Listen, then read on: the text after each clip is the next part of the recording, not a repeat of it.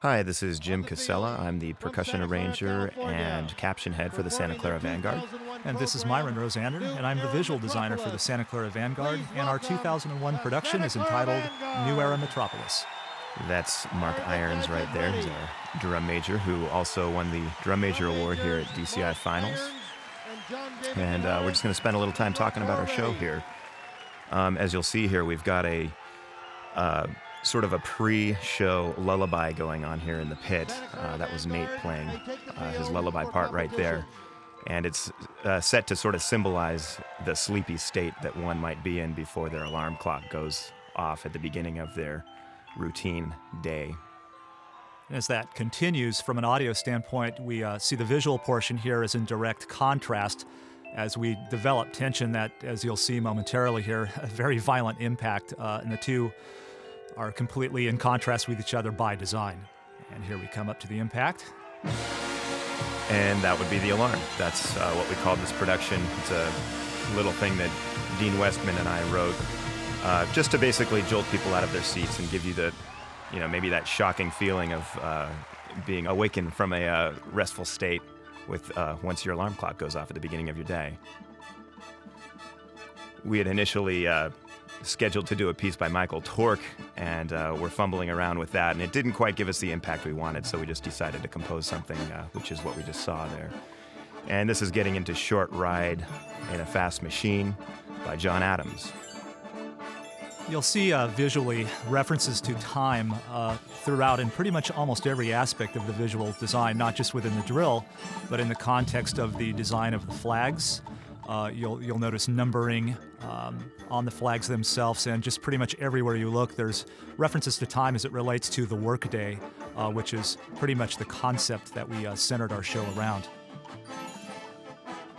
Yeah, one thing we actually subtitled this production in the show was Rush Hour, which was basically set to sort of symbolize the geometric road to the workplace. The whole concept of the show was to symbolize what it is kind of the average everyday Joe goes through on their way to work, waking up for work, what they're doing at work, how they end their day, in somewhat of a vague way of doing so without being too literal. We do that visually through just the angularity, the intensity of the motion and change of directions to kind of convey that kind of intensity of the workday, the franticness that occurs within that element. And we also continue with that motif of time throughout. From a visual standpoint here within the drill itself, it's almost like if you were looking at a timepiece, a watch, and were to remove the face of it, and we're looking at the gears turning underneath. How everything interrelates to each other, crosses through, passes through, like a timepiece would. So not such an obvious reference to time itself, but certainly it's there within the notion of what we're trying to create. A little recapitulation here for the ending statement. This piece really proved to be one of the biggest challenges we've ever attempted with the chord, just in terms of inflection and interpretation and exposure. It was just a very difficult chart for us.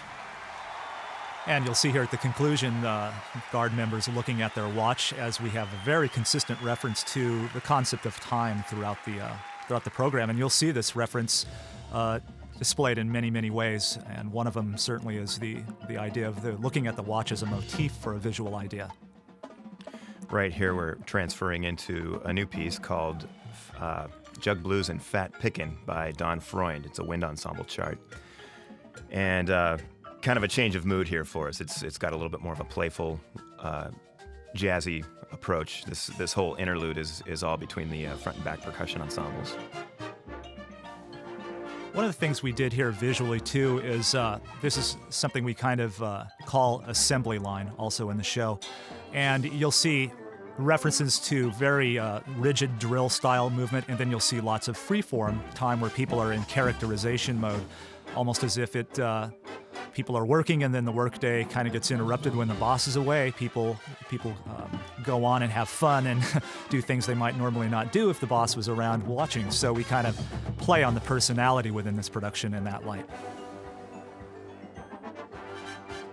And a lot of these running lines that are going through the melodic content are in the original. It's very clarinet heavy. It's a very technical wind ensemble piece, and trying to transfer this onto the field became a bit of a challenge, just in trying to get the same idea across. Like this phrase, for example, is something that we had to sort of fabricate to come up with something that was a little bit more impactful and not having so much technique involved. That stuff starts getting very involved for brass players to play.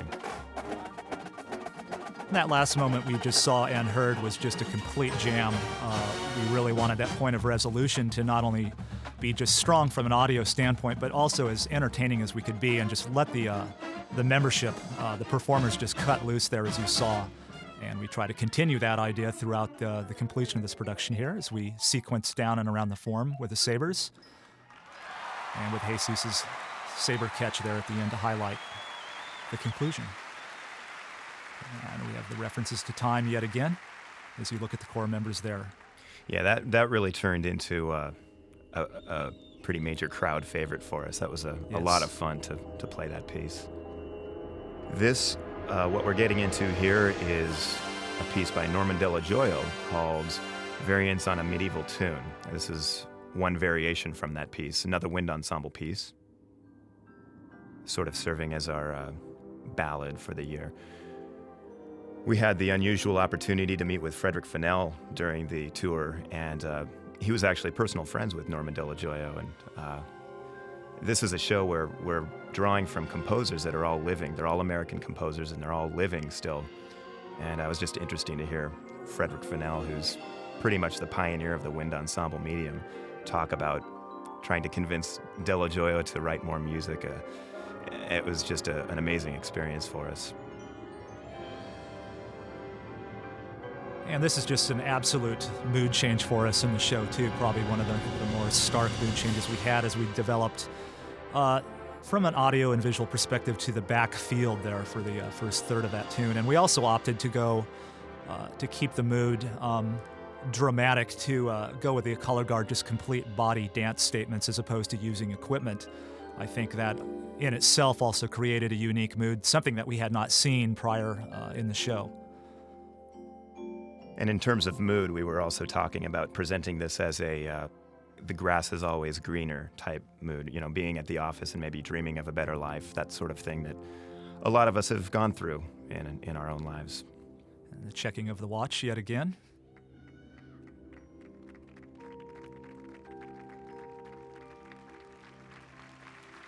That's a cool shot. Yeah, that is very dramatic. Like the way you can see the individual and then part of the ensemble, then the entire crowd in the background. Very dramatic. And now we're off and running with New Era Dance. This was probably one of the more ambitious pieces in the show as well. Very fast-paced, pretty long production, so it was very physical. This is done by a composer named Aaron J. Kernis, who's I believe a Minneapolis-based composer. And this was one of the more intriguing pieces when we were really sitting down to pick out our literature in the show, because it's so complex, so colorful, and it really lent itself to our style of music. One of the things to note visually as well, throughout the design of the show, from the color guard perspective, the color changes in the flags themselves, not only are they just changed for the sake of something different, they also reflect the color of the day. If you notice back to the beginning of the show, it started kind of with more early morning colors, and as we progress through the day here, as we get more toward the end of the workday, late afternoon, the colors change and reflect that in the sense of the time of the day, the color of the sky, so to speak. And again, a subtle reference, but I think Rob Jett really did a fantastic job on taking every element that he could, whether it be color, the numbers on the flag, the references to the watch, and continue to convey that conceptual idea through the idea of time.